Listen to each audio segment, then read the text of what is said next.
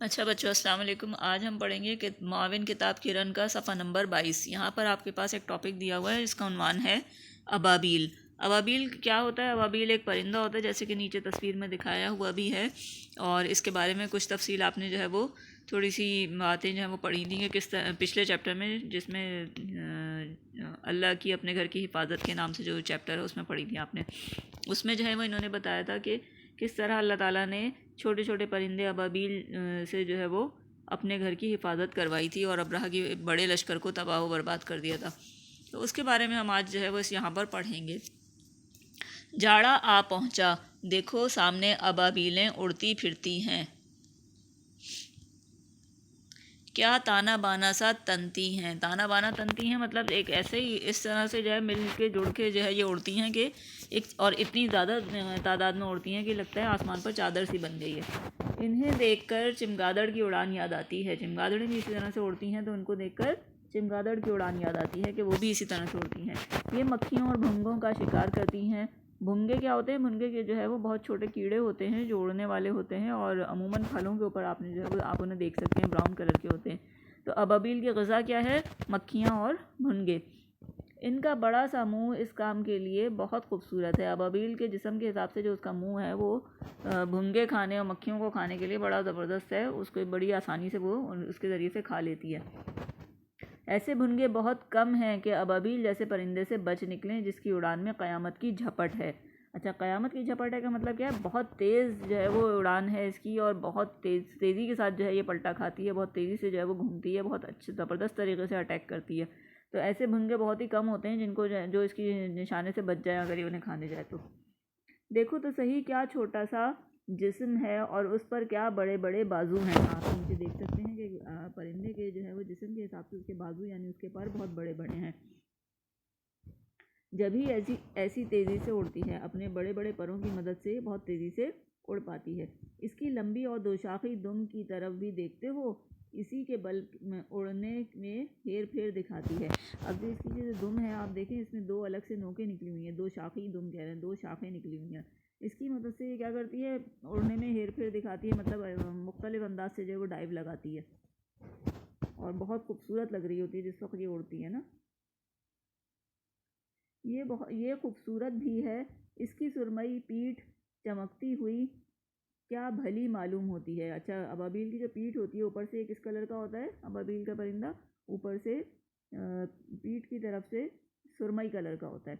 गले की सुर्खी, नीचे के धड़ की सियाही, सफ़ेदी और लाली रोशनी में क्या चमक दमक दिखाती है। जब सूरज की रोशनी में ये परिंदा उड़ता है तो नीचे से एक ऐसा नज़र आ रहा होता है, इसके धड़ पे जो है वो थोड़ी सी स्याही भी होती है, सफ़ेदी भी होती है और लाली भी होती है। जब सूरज की रोशनी इसके ऊपर पड़ती है तो बहुत ही खूबसूरत चमक जो है वो इसमें से निकलती है और बहुत खूबसूरत लग रहा होता है ये।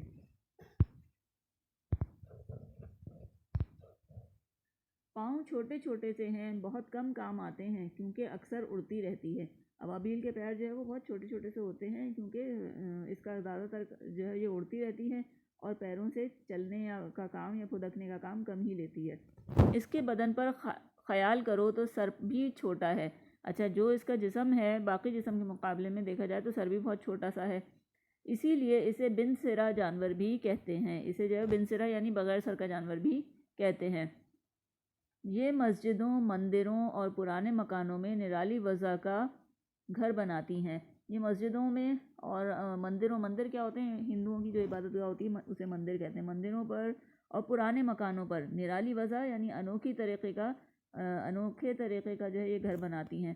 चिकनी मिट्टी का गारा लेती हैं, यानी चिकनी मिट्टी का गुंदी हुई चिकनी मिट्टी लेती हैं, गारा लेती हैं, दीवार से चिपकाती जाती हैं और इसका एक प्याला सा बनाती हैं। ये पीछे आप देख भी सकते हैं, तस्वीर में दिखाया हुआ है कि अबाबील का घर कैसा होता है। दीवार के साथ जुड़ के ये देखिए प्याले की सी शक्ल बना देती हैं। तो ये इन्होंने चिकनी मिट्टी लेके इससे जो है वो चिपकाती जाती हैं, बीच से उसको हॉलो कर देती हैं, सुराख कर देती हैं, जिसकी मदद से अंदर जो है वो बैठने की जगह बन जाती है, अंडे देने की, रहने की जगह बन जाती है उनके।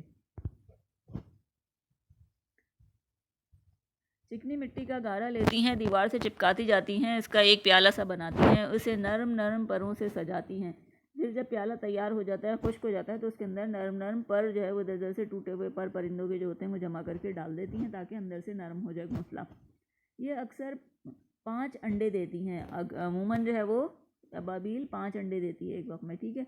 अंडों का रंग सफ़ेद होता है, अंडे सफ़ेद रंग के होते हैं, कहीं कहीं लाल चित्तियाँ भी होती हैं, और अंडों पर लाल चित्तियाँ मतलब लाल रंग के छोटे छोटे से स्पॉट्स या धब्बे जो है वो पड़े हुए होते हैं, निशान होते हैं, ठीक है। तो अबाबील जो है वो एक वक्त में अमूमन कितने अंडे देती है? 5 अंडे देती है, और अंडों का रंग सफ़ेद होता है और उस पर लाल लाल स्पॉट्स होते हैं, लाल लाल चित्तियाँ या निशान होते हैं, ठीक है।